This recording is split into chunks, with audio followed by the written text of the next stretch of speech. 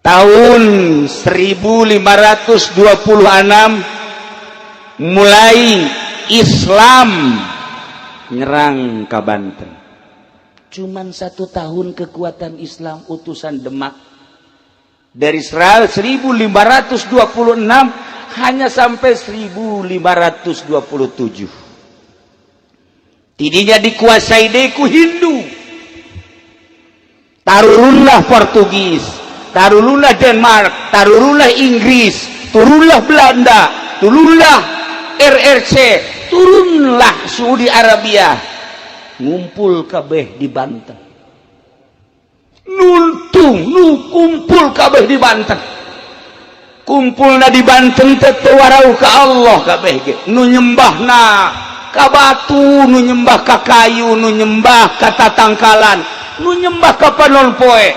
Acak-acakan Banten deh. Masya Allah karim. Tahun 1670 Demak ngutus Sunan Cirebon, Sunan Gunung Jati, Syekh Syarif Hidayatullah beserta putrana Syekh Maulana Hasanuddin. Berangkat Syekh Syarif Hidayatullah jeung Syekh Maulana Hasanuddin ti Cirebon ka Banten duaan. Can aya mobil, can aya kendaraan nu sejen. Ti Cirebon berangkat ka Banten cuman 1 jam. Naik naon cenah Kiai? Wallahu a'lam. Beja nama peureum doang aya babacaan la ilaha illallah. Mal dibacakeun ku si direkam. Engke aing mah teu bisa hiber sia bisa deui. Rugi aing ah. Moal wakalanan ke ka Abah Haji beta bebejana teh. Moal waka eta mah kudu ojol jeung sapi. Sajam di Cirebon, masyaallah. Kula mah naik mobil, kula naik mobil. Aya aturan naik Avanza rada lambat. Naik Innova rada cepet. Kuari mah kebenaran naik Lexus cepet. Tapi naik Lexus dia asal dibarengan bae ku ieu angel. Pembawaan ieu. Masya Allah, aneh kula ge. Mata kadang-kadang aya dibawa kumaha teu dibawa kumaha. Nu ukuran ditempuhna kudu 5 jam, ieu mah 12 jam. Mawaan kos. Berabe. Iya be ieu urang ieu. Kuari ieu. Urang kan memperingati Kangjeng Nabi. Kangjeng Nabi mapan manusia terganteng, terkasep, terpinter. Ingat ke Kangjeng Nabi, kasep Kangjeng Nabi. Ingat ke Kangjeng Nabi, ganteng Kangjeng Nabi. Ingat ke Kangjeng Nabi, pinter Kangjeng Nabi. Ingat ke Kangjeng Nabi, segala-galana di Kangjeng Nabi. Jadi orang memperingati jelema nu ganteng jeung kasep. Kangjeng, barang leuleuh ka dieu, iya kari. Atuh teu akur teh akan perasaan ngadenge Kangjeng Nabi na Masya Allah leuleuh ka dieu hayang utah lamun leuleuh beungeutna tapi lamun leuleuh hatena leuwih kejam. Ya kali. Nah ieu Syekh Maulana Hasanuddin teh kadieu duaan ka Banten disebut Banten Girang. Begitu ningali peradaban manusia, kekokohan, kebiadaban anu luar biasa. Kerajaan dikuasai ku 3 raja. Hiji Raja Siwa, 2 Raja Darga, 3 Raja Brahma. Aya 4 terkecil Raja Ganesha. Masya Allah, buatan lain bantrak-bantrakeun. Munajat Syekh Syarif Hidayatullah jeung Syekh Maulana Hasanuddin kudu kumaha ieu. Demak dek ngutus bala tentara ulawaka moal menang. Cek Syekh Syarif Hidayatullah moal menang kajen ku kula munajat heula. munajat Syekh Hidayatullah dalam munajatna titah ngadatangan Gunung Pulasari. Duaan datang ka dinya, naik. Begitu naik ternyata aya kerajaan di Gunung Pulasari, aya kerajaan. Lain lalagaan nu menguasai Banten teh Raja Siwa, Raja Darga, Raja Brahma, Raja Ganesha. Anu kekuatan-kekuatan gaibna tanding saat eta. Dek merangan Raja Brawijaya, dek merangan Raja Pajajaran, dek merajang Sungwanarajung kabeh ge tanding di dieu teh lain lalagan gagahna pohara. Munajat Syekh Hidayatullah begitu munajat deui titah naik ke Gunung Kara. Naik duaan ternyata antara Gunung Karang jeung Gunung Pulasari di dinya aya nu keur tapa. Tapa teh lain cara tapa budak kuari. Tapa make baju kerajaan, di dieu make mahkota. Ternyata kulila-lilana tapa eta mahkota teh geus dijieun sayang manuk. Manuk teh geus arendogan di dieu. Apa ieu ge pernah tapa harita keur hayang wahweh teh. Ieu teh sesa. Rada cager deui teh sesa ieu teh. Termasuk iya rada cager deh itu ya, rada cager.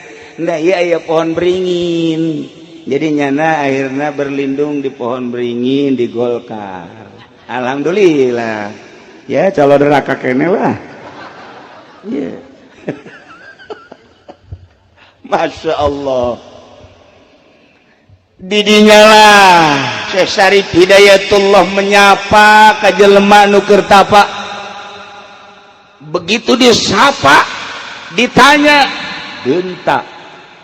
Begitu bentak adu kekuatan mata. Begitu adu kekuatan mata hudang. Hudang make adu kekuatan batin. Ternyata teu sakedeung. Sapoe, 2 poe, 3 poe, 4 poe, 5 poe, 6 poe, 7 poe kakarak tumbang eta nu tapa. Ternyata nu tapa ngaranna Brata Guru Sampang. Brata Guru Sampang eleh ku Syekh Hidayatullah, tidinya langsung asup Islam. Begitu baca 2 kalimat syahadat, beres baca 2 kalimat syahadat, cik Brata Guru simkuring alhamdulillah menang hidayah, ngan simkuring moal ilu campur tentang Gunung Karang, Gunung Pulasari jeung Banten, simkuring mah erek indit ti dieu. Ngahiyang tah. Didinya Syekh Hidayatullah nitah cicing ka putrana nu ngaran Syekh Maulana Hasanuddin. Hasanuddin maneh tapa tah di dieu di batu ieu. Batu ieu ngaranna Watu Gigilang. Hartina Watu Gigilang teh batu anu harerang. Warna batuna semu rada kemerah-merahan. Segi opat batuna dengan disebut cek urang Banten mah pancawarna. Mun hayang nyaho ieu batuna teh. Lainnya dibiliko ya asal ke Banten dipakai ya batu ya asal ke Banten ente ulah sambarangan.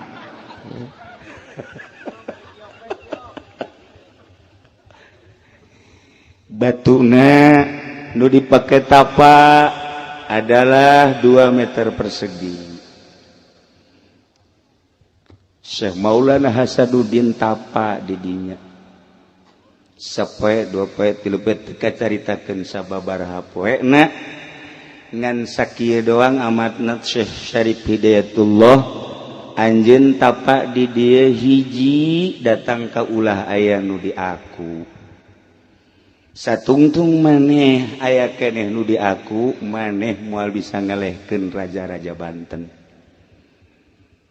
lamun geus teu di aku kakarak batur bakal nurut. Aya cai ulah di aku, aya angin ulah di aku, aya batu ulah di aku, aya cacaang ulah di aku. Andai kata aya reungit nempel ulah dikukubahakeun lantaran eta reungit ulah di aku. Aya nu boga cai, aya nu boga angin, aya nu boga reungit, aya nu boga orai, aya nu boga hewan-hewan kabeh nu aya di dunia ieu terutama nu ngageugeuh di Gunung Karang aya nu boga. Ketika maneh geus teu ngaku kana sagala rupa nu aya di alam dunia ieu kabeh bisa dipergunakeun jang perang. Maneh tapat teh sakitu beta sok cirina di mana-mana ieu batu geus bisa ngangkat berarti maneh geus lulus. Lain bantrak-bantrakeun tam tapa dek perang teh tapa heula kuari mah dek demo dahar mah lulu dek perang teh tapa Maulana Hasanuddin teh Masya Allah karim tapa ada di dieu Rumah Taksim kuring gadi Masya Allah datang ke sepuhan gadi itu sekali mual datang ke 2 kali ente datang ke 3 kali kasurupan di ditu kasurupan dia kasepuhan teh kula ge rada kaget ngetikeun taneuh hadena lain aing nu diketing mun aing ge lawan ku aing ngan pasti aing eleh kakarak rada mikir can diterima ka 4 kali aya karuhun di dieu sumping. Nah iyalah salah satu realisasi tina 5 kali ngundang ka ditu mun teu hadir moal ka dieu singkuri. Alhamdulillah dina sacenah sakieu nu hadir sok aya nyaho ulah sok aya nyaho pokona ente mah ngaraji bae pokona mah geus beres ngaji menang 5 10 tahun kawin geus beres anakan bae dihitung 12 ya anak. Nah itulah Syekh Syarif Hidayatullah. Begitu Syekh Syarif Hidayatullah terus tapa didinya teh Masya Allah nu datang teh berata guru sampang deui nu geus asup Islam saenggeusna dipapatkeun kakarak batu bisa ngangkat. Tiba-tiba Syekh Syarif Hidayatullah datang maneh lulus cung geura ka Banten girang bawa batu ieu teh ulah dikamamanakeun kekuatan Banten teh aya dina batu lain batu boga kekuatan tingali Kangjeng Nabi Musa boga tongkat tingali Kangjeng Nabi Sulaiman boga cincin jeung nabi-nabi nu lainna ieu ge batu jang kekuatan Banten sing hade ieu ngaranna watu gigilang teuneun di Banten selama batu ieu aya Banten jaya ketika batu ieu teu aya Banten bakal runtuh saha bae nu endek siap jadi Sultan Banten ketika batu eta encan aya deui di Banten moal dianggap ku jelema saha bae titip Syekh Syarif Hidayatullah seperti eta. Masya Allah dibawa batu 4 meter persegi cuman dijingjing doang ku Syekh Maulana Hasanuddin dijingjing ieu mah mawa cai bae geus nyewa geus eueuh naonan ieu mah nu mantak hampir diusir ku pamajikanna ge cak nya geus teu berguna ieu hirup la faidata wa faidah faedah hirup Masya Allah dijingjing dibawa ke Banten maka ayalah paseban Banten anu tihangna 4 ditendeunlah batu didinya etalah Syekh Maulana Hasanuddin nu selalu diuk didinya selama batu eta aya perang jeung saha bae bakal menang mulai Syekh Maulana Hasanuddin berangkat perang dikirim bala tentara ti Demak saeutik ngalawan Hindu nu aya di dieu anu dibantu ku Portugis jeung Inggris anu kekuatan militerna luar biasa.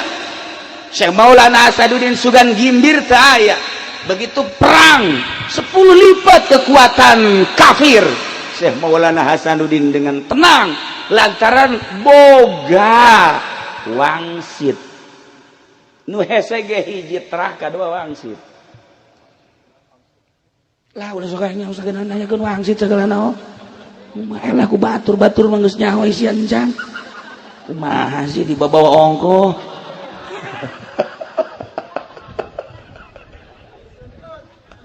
Aduh, Masya Allah.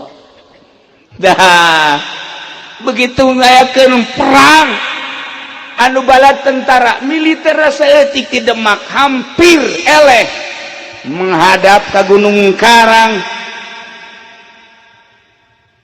Cik Syekh Maulana Hasanuddin, ya Allah, eueuh di aku kusim kuring cai nu Gusti, angin nu Gusti, batu nu Gusti. Saat ieu abdi teh dek negakeun kalimah Allah, dek negakeun li'ilai kalimatillah la ilaha illallah hayang ngislamkeun Banten dengan tugas di Demak jeung tipun Bapak. Maka abdi nyuhunkeun pertolongan ti Gusti. Aya suara hayang make naon? Angin. Maka angin dikirim ti pasir angin. Serius. Sehingga ada ieu sejarah. Serius. Andai kata geus manggi sejarah eta alhamdulillah. Andai kata insan catat. Lain lalagaan. Andai kata aya di sejarah alhamdulillah. Andai kata eueuh seperti eta. Bisa dipertanggungjawabkeun walaupun kula kakarak menang habar 2 poe ti urang dieu sarua bae. Kula sok kadatangan kitu tah. Kemari Kiai PI maot. Begitu turun di mobil aya budak leutik. Budak leutik ngapang. Budak leutik da kasep lain cara kolot kieu. Kasep. Berangkat ke masjid aya digigireun. Kula jadi imam Allahu Akbar jelema ribuan. Terus nuturkeun. Makam ka makam nguburkeun nyana di dieu tah. Di dieu ngobrol jeung kula. Ngobrol naon cenah cak Nur Jaya tah. Rahasia tuh. Nyana ge aya nyaho teh ngobrol naon cenah ge sok aya nyaho bae. Ngobrol cinta ye. Ngobrol nggih geus beres. Kula talkin eueuh. Kula nanya Ki Nur Jaya, saya teh budak leutik. Ci, sugan teh bawaan kiai cenah. Nanya deui ka adik kula, "Ci, sugan teh saha?" Tuh nu nyaho. Nanya deui ka hiji kiai, "Jak kula geuleuh cenah kiai." Neuleuh dia bangsa nu ka kos karaya. Wah, ieu mah kahijab kieu mah tuh. Henteu nu kieu mah. Bangsa nu karaya mah moal. Mun orai neuleuh. Bangsa nu leuleuh ngomongnya ngobrol jeung kula. Eueuh. Ieu ge aya anu datang Masya Allah.